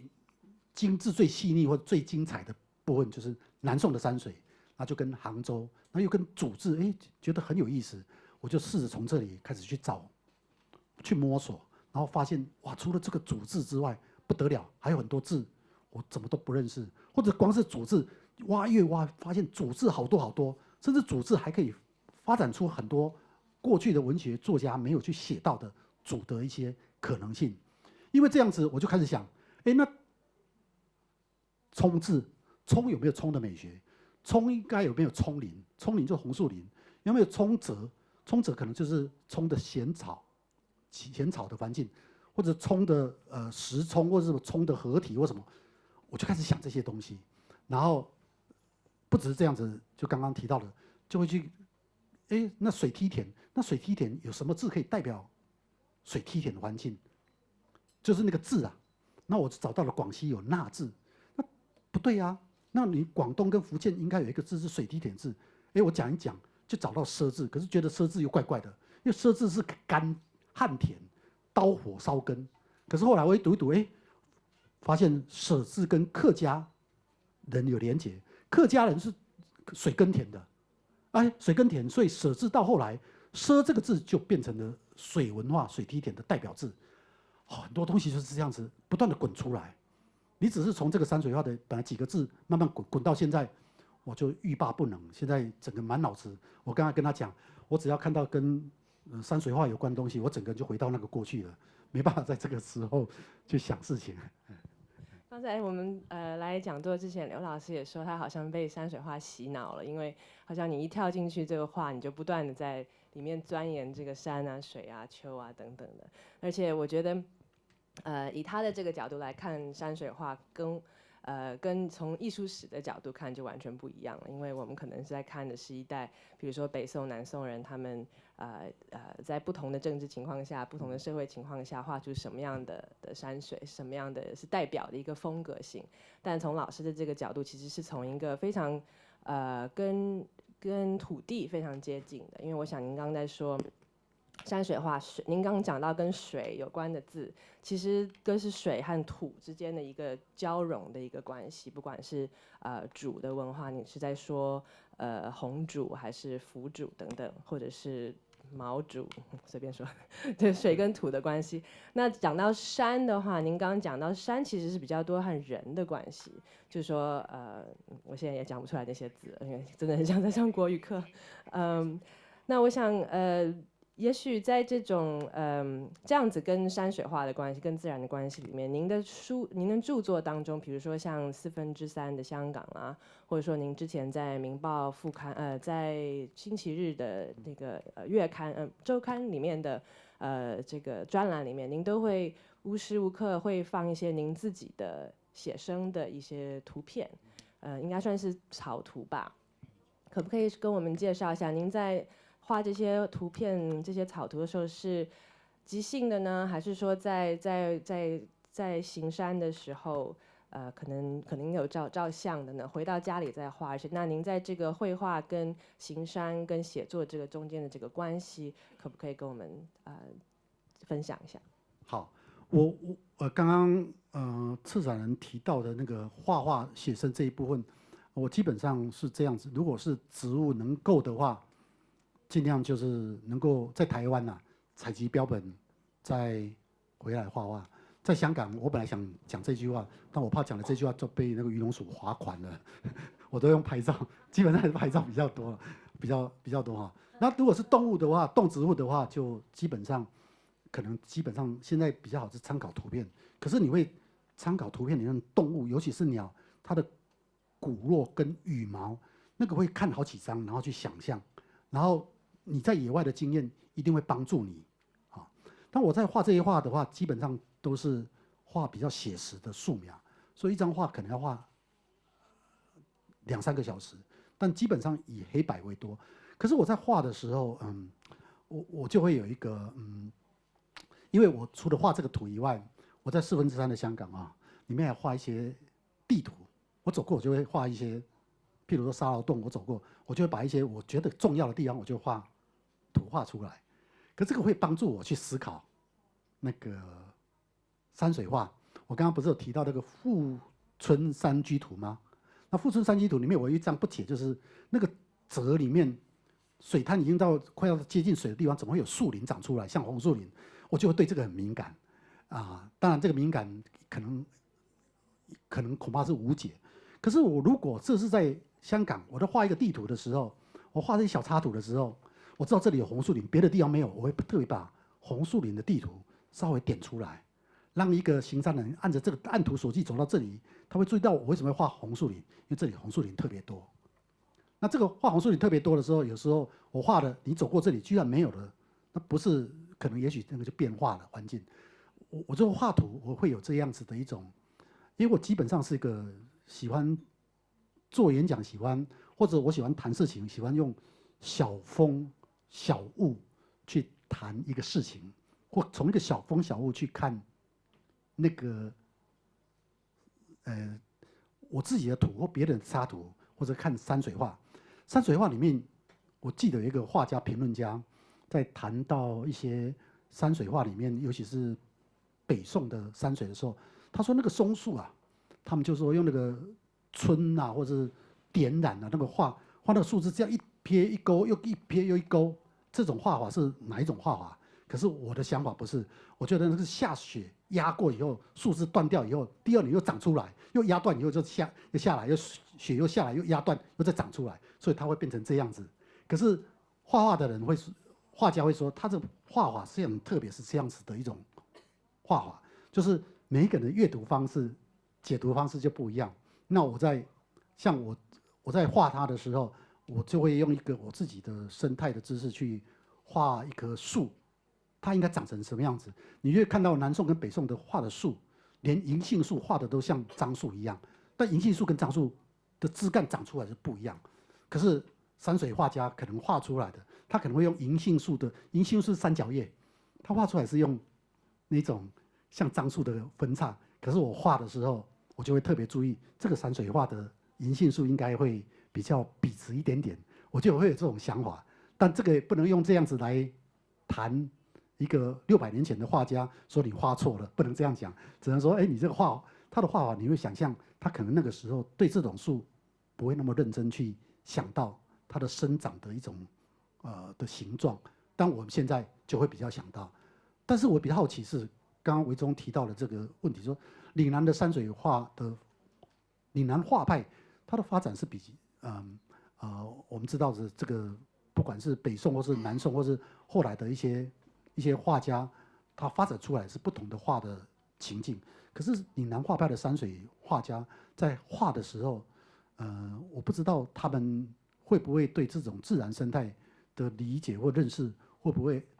有更多的多样的认识？这个是我比较好奇，因为我这边可能是这个是未来的一个课题，我很想继续做研究的。谢谢。各位观众有没有非常想问的问题？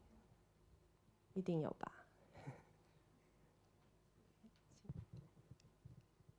请问是广东话吗？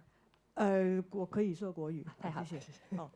我想请问刘老师，您觉得那个北宋和南宋的那个山水画家，他们也像您一样是行山者吗？因为我有点好奇的是，您那个开头就特别好，因为您讲行山的经验，您从那个您提到您脚上的泥，然后你还要去你把它刮掉，还要去摸它一下是怎么质感的，然后你很留意它那个土壤生出来的植物是什么在那个地方。然后就是我觉得很有趣，就是跟那个山水画对照的时候，我觉得您的山水不是一个视觉经验，但是好像从山水画的时候，就是尤其是北宋那一种，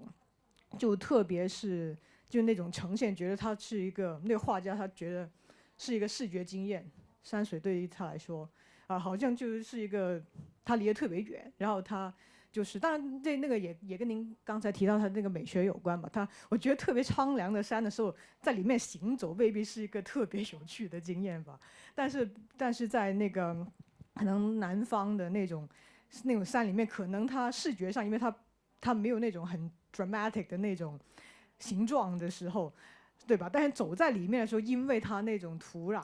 的特质，让它有很多文化的聚落和生产出来，就特别有趣。您遇到不同的人和不同的生物还有植物那样子，所以这是我很好奇的。您觉得，或者您在看那个山水画的时候，有没有觉得哪一位画家的心情跟您特别像？就是会不会也是大概也是摸过泥巴的，他不只是我讲两个经验给你听啊，非常好玩。就是其实后来我走到后来，我最想看的是《清明上河图》，想放大镜去看那什么主在哪里，或者是什么哪一些字啊可以放在这里。就整个《清明上河图》，我可以找到哪些鸟、那些狐族啦、红族啦，就想从《清明上河图》我想找一些故事。就是我会从我这样的经验，这是第一个经验。那第二个经验是什么呢？我一直在想一个人物，就是乾隆。乾隆下江南是6次还是7次？那乾隆到了江南的时候，他的旅行的携带的东西里面有一个东西叫做山水画，其中有带的一幅就是《富春山居图》，但是是假的，啊，还好他带的是假的，因为后来他在里面题诗，啊，那是很残忍的事情。可是，当然这是历史里面的一个，就是有提到这些事情。可是我在想象着乾隆，那乾隆很喜欢旅游，那到了这个地方，他当时也没有旅游指南，或者像我们这样的手机去对照，他是把图摊开来。这个图你想想看，《富春山居图》或者其他的图，它对照的当时的现场环境应该是不一样的。可是那个它图里面是假山假水，现场是真山真水，可是它可以用假山假水跟真山真水去互动。那互动以后，他感动了，感动以后他会开始写诗或题字。这种心情，我一直想去找他。我觉得那种心情会让我在读这些，有时候我自己在策展人交给我这个题目的时候，我想说，我用这种组跟这个车、这个奢弄到后来，我到底在做什么？有一点困惑。可是每次想到乾隆都在用假话看假山假水，看真山真水，也都能感动的时候，我为什么不能讲一些东西呢？所以我就会有那种心情呢。我不晓得这样能不能回答你。我只是说，我居然会有一种跟乾隆。觉得跟乾隆好像站在旁边在聊天的事情，说我们好像都被人家遗忘了那种，或者人家都不太理解我们。我对就在做这个时候读到乾隆的时候，我有一种特别的温暖。我对乾隆皇帝突然间非常喜欢这个皇帝，是意外的收获。那其他的问题？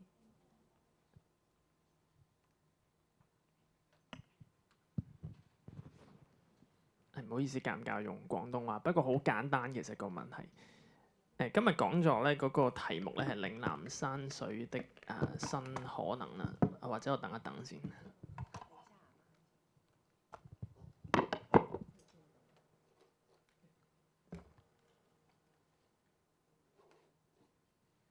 他這個沒有開 ，Daniel 你可以幫我翻譯一下。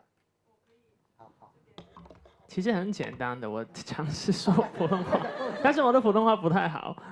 就是今天的題目是嶺南山水的新可能，就是想問一下，你們覺得其實未來嶺南山水畫的發展會是怎麼樣呢？就是有什麼新可能呢？哦，我倒是沒有那個想象，因為畢竟我不是一個創作者，我只是提出一些從一些古老的舊字來提出，說我可以用這樣的方式去看山水，有它的意義性，或者對一個爬山的人，我們常常在香港行山，走到現在看山水，是不是也可以用這些字？我們現在談到這些字，去看到更多香港山水的特別性，這是我第一個想到的。那第二個是什麼？因為這次恩家的畫裡面，我有看到幾個畫家。他是把舊的山水的這種畫的方式，用一些新的元素的進來。那這裡面有一位是董陽芝女士。那董陽芝女士，我們知道她是用寫字，她的字非常特別，她用字來詮釋山水畫的某一些水墨畫的一些意境。那我就一直想跟她，想有一天要跟董老師去提到什麼，我想把我今天談到的這些組啦、車啦、那啦。這些是我的看到的想象，跟我在現場那種心情跟他分享。我覺得這個分享對董老師也許會帶來某一種，也許我不曉得能不能帶來一些衝擊，或帶來一些，他會覺得震驚，居然這些字原來它的意義背後可以拉出這麼多東西。那他在寫這個字，假如他有一天他在寫一個奢字，寫一個車字，或寫一個勵字，或朗字的時候，他會不會從他的行書裡面或者他的書法裡面去走出一種新的可能性？因為這些字他更熟悉的，就對這個土地的這個字更熟悉，他會走出來呢。我大概有這樣的2個小小的一個好奇，就是我今天寫的這些東西，未來會不會帶出這種，有沒有可能跟這些創作者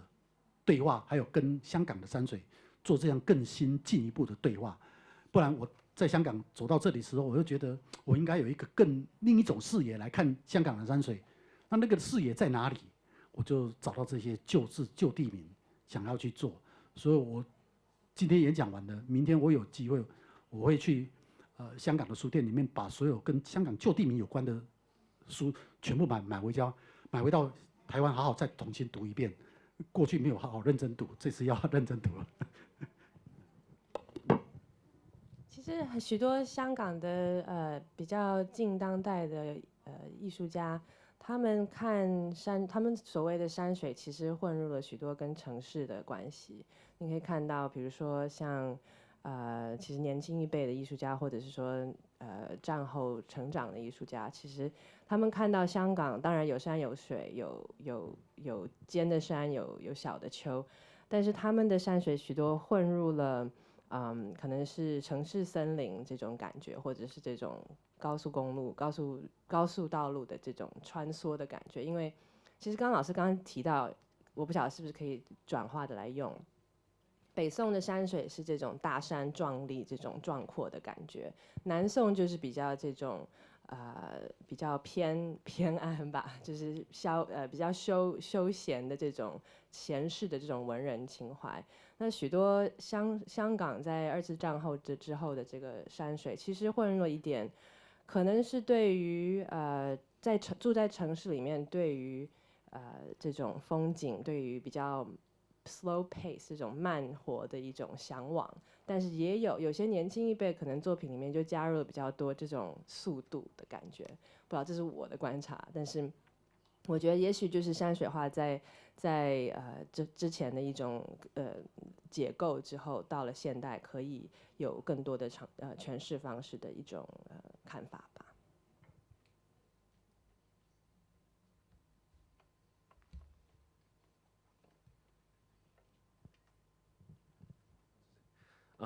刚才那个Creator 提到的很好的就是把山水跟城市有了关系，好像一些比较现代的画家。那么其实我自己最近也喜欢了行山那么香港山的那些风景比其他地方可能特别一些的就是无论在什么的地区，你到了山峰的差不多的地方，你看下去，除了有海有水之外，还有很多的高楼。我自己有一个好像很contradiction， 就是我感受到那些自然的感觉，但是旁边就有一个中环的高楼大厦，我感到 sublime， 但是不是 beauty。那么对你来讲，你觉得你就走在山顶的时候，你看的会就是只留意那些自然的东西，然后就把那些现代的城市化的那些画面就好像 PS 走了，还是会把它看成同一个画面，同一个地方性的那个故事，然后再有一个重新自己给他的感觉，还有那些说法呢？我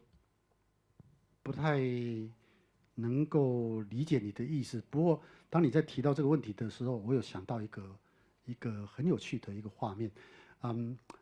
以前我在台北一直在说服一些台北市或者新北市的首长，他们在谈到他们的山区的步道要怎么看的时候，因为两边是不一样的，可能在不一样的环境所以我就说法不一样。但我常常会举香港为例子，就是香港的步道有所谓的大十字步道，一条是麦理浩径，一条是卫奕信径，画成一个十字架嘛。然后我说，除了这个以外，有一个地方你一定，尤其像那个台北市长柯 P， 我就曾经写篇文章提到，他说他曾经讲过香港没有山嘛，或者说他曾经只到太平山，他就看一看就是这样就走了。那我说，后来有一次我就写一封文章转给他看，就说你太平山你到了那边，你有没有去走旁边那条卢吉道？哦，那一条平缓的，就有一点从那边一直走，你就可以看到整个香港中环，啊，那个整个的夜景。晚上走的话，白天看也很精彩。我看到维多利亚港，我说走在卢吉道那种感觉，那个有点像罗马的长老，哦，那些长老们穿着白服，穿着凉鞋，然后就这样子，不是那些将军哦，这些穿白服的，阴谋着要把凯撒大帝杀掉的那些长老们，在走在那个地方，看着那个罗马，好像在看世界一样。他们要怎么征服世界，怎么样？当然这是一后话。那种走路散步，沉思一个城市那样的走在罗马旁边的山径，看罗马城市，卢吉步道就有那样子的一种看城市的一种，在山区看城市那种感觉。我讲的是说，那是一条大步道，会提供人一种新的沉思，啊，就是说一个城市，一个伟大的城市，它的文明是它有拉长的步道在这个城市出现，这是我自己的一个想法，所以我一直希望，台北市，尤其是台北市，能够有一条大步道是从阳明山一直连接到南边来。那这条步道我们也都帮他规划出来，可是这个要游说的过程要很长，因为我一直怎么说，香港是少数城市里面有这种大步道的一个城市，所以我一直非常珍惜。包括我去深圳，这前一两年都去深圳，因为这本书老实讲，斯文之山的香港，深圳卖的比在香港卖的好。为什么？因为深圳人很喜欢到香港来爬山，啊，然后第二个原因，他还出精装本的，啊，这边没有精装本，那边有精装本。好，那重点在哪里？你到了深圳，你去爬，因为我去那边，我要努力爬那边的山去做对照。他那边的，譬如说，他的城市被有一个公园叫螳螂山公园，是被城市包围的。那个如果从尾走到横越，大概要4到5个小时。我有一次试着走，那走的时候一路上，哦，那个看的真的是心惊胆跳。心惊胆跳里面就是说，因为深圳在30年前我开始要变成一个经济特区的时候，它是整个仿香港的。可是到了晚近10年，当他经济发展起飞到一个地步的时候，他要学的是香港的郊野公园是什么，我也要学，他也要学这样子。所以你看到螳螂山这个它的被市区包围的地铁站可以到的，香港地铁站可以到可以爬山的地方很少，螳螂山公园是其中之一，少数的一个可以搭地铁来去的。那我上去走了5个小时下来，那个走的，譬如说进去的地方，它是一个拱门，爬山的登山口是个拱门，这个是在香港是很难想象的。我们的拱门一定是木头，香港爬山很好玩，就是木头就是一个拱门，在深圳不会，它一定是一个大理石，一个很大的一个山本在那里。好，到了山顶，你香港的山顶是什么？就是一些黑色白色的那个三角点嘛，我们叫三角点。你去螳螂山，你去梧桐山，这些大的山头，你上去一看，那上面都是一个阁楼，或者是一个大石头刻了一个字“梧桐山”，它是连山顶都不一样。可是你走那个步道，你会看到很多东西似曾相识，它的那个标示柱啊、标示句的柱啊，还有那个一些标句啊，就是说整个都完全是仿香港的。你走到那里，你会以为这是香港的山。那这种情形下，其实可以告诉你，他正在仿香港的郊野公园的步道，正在学。可这一套要学出来，并不容易，因为这是香港的软实力。软实力跟经济的实力，不是你飞到一个地步，你的经济就会出来。当你的经济高到一步，你要休闲的时候，你要把步道做得好，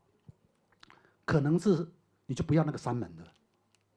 啊，不要那个山门，你的步道可能就不是3公尺宽，一次几百个人可以上去，你可能就是泥土路了。然后到山顶，你也不要阁楼了，你可能把它都拆掉，只剩下土，一个三角柱在那里。但这个要慢慢来啦，啊，经济可以很快到，可是一个步道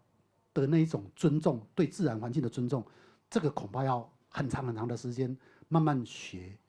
那也很希望深圳很快能够把这个郊野公园这一部分做得跟香港一样。这是回答。最后一个问题，谢谢。两位可以说说你们这一次合作的源头吗？譬如说马小姐本来为什么会想到要找刘老师去做？然后就是 M+ 本来是一个当代艺术，可是最后刘老师就转进那个古代的山水画里面，是不是本来马小姐的那个想法？这个我真的没办法回答，要请自然。其实这个活动的缘起是在我们在策划这个M+ 的水墨展的时候，我就在想，